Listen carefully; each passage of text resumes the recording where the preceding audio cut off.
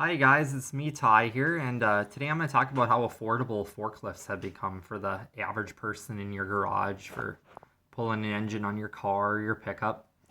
From what I've seen, between like Facebook Marketplace and Craigslist and all these others, and other YouTubers, people have been paying that $800 to $1,000 for a good running forklift.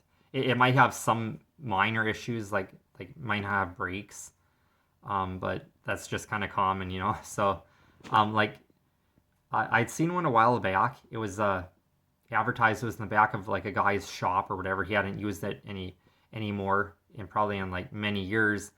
And the reason that these forklifts are getting parked actually is they were a big deal before, but then everybody started getting pallet forks for their skid steers.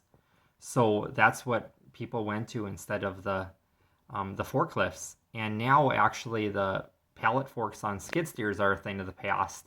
They're getting pushed aside, and now everybody is buying telehandlers. And a lot of those telehandlers, they can lift 6,000 pounds, whereas your normal forklifts, most of them around your shop or your garage, they're going to be that $800 to $1,000 in running condition. They lift 4,000 pounds. I have seen some for 3,000, but here's one that just came up by searching a website, and this one is it's a Datsun FG 105, I believe, is what this one is. So actually, I'm gonna do a quick search for you guys, just to make sure that I am giving you guys the right number here. Yep, here it is. It came up in my searches before. So a Datsun FG 105 forklift parts. And they're actually kind of made by Nissan. So, but like most of them just have single tires in the front. This one here that I found, this one actually has duals on the front here. And this one's ran on propane, engine runs good, the forks go up and down good. All the tires are on it, but it does not drive because when I called the guy, he said that in the differential that the ring gear and the pinion are bad in it. They must have stripped all the teeth out of them, so it won't move anymore. And he showed me the tag, and it shows that this has a 5,000 pound lifting capacity. Is what this one is. So more of a project than I want to take care of. Maybe it would be something that I would run up to this area to go pick this up, but I've got my big backhoe that's been torn apart for many years, and I've really got to take care of that first before I start taking on other projects. But yeah, I'll scroll through this one here for you guys. Just looking at that mass there, it looks like this one would lift pretty darn high too. So see here, seats kind of ratted up like they all are on any of them. It's nice that it's got propane tank though, because instead of gas, because it's just easier starting, less screwing around with the carburetor and stuff like that. So there she be. And then what it says in the advertisements here, it says Datsun propane forklift, runs good, comes with forks, needs rear end, was told. And when I called him, I was like, I thought they don't drive with the back tires. I thought they drive with the front. And he's like, well, I meant the front tires, what it drives with. So, and then here on the bottom, the guy had added a little bit more, and it says Datsun propane forklift, runs good, comes with forks, needs rear end, was told dually rear end would work. And when I looked up these FG 105s, they were made in 1980 is what model they are.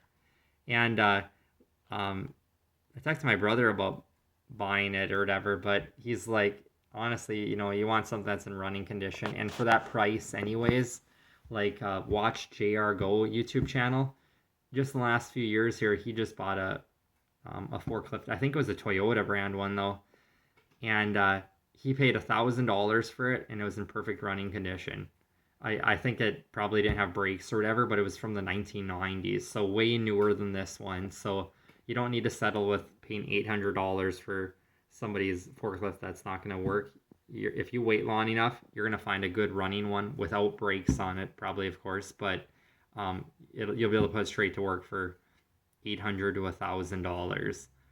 And then I did just watch a new YouTube video of a guy that bought a forklift.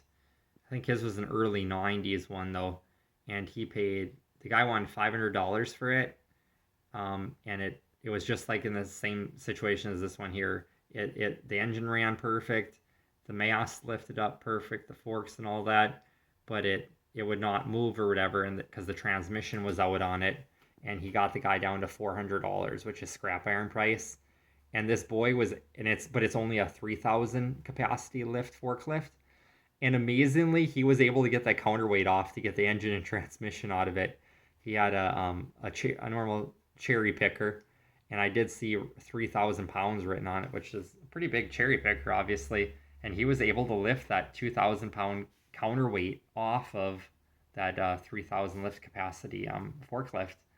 And he lifted all that out of there, and so yeah, he lifted that counterweight off. Then he was able to lift the transmission and the engine all off as an assembly, and then he split the transmission from the engine, and then he was able to disassemble the differential, which he had no troubles with his differential. He just had to keep going past that and go into the transmission, remove all the clutches, and all the line was coming off the clutches. That was what was wrong with his, and he's actually going to be having another YouTube video on that. So more and more YouTube videos are coming out of guys buying these, for cheap, for $800 to $1,000, and them and a buddy are fixing it just in their garage in town. Just normal city people, not somebody with an actual shop or anything. So yeah, if you guys are like me, this is definitely a way into because cherry pickers, geez, some of them are like $300. So why not spend a little bit more and actually have a forklift that can lift 4,000 pounds instead of a cherry picker that can't lift very much, So just my thoughts on it, you guys. Robbie Layton, I guess the story on him with his YouTube channel was they had an old like Toyota forklift from the 1970s, and that's another thing. These older forklifts like this Datsun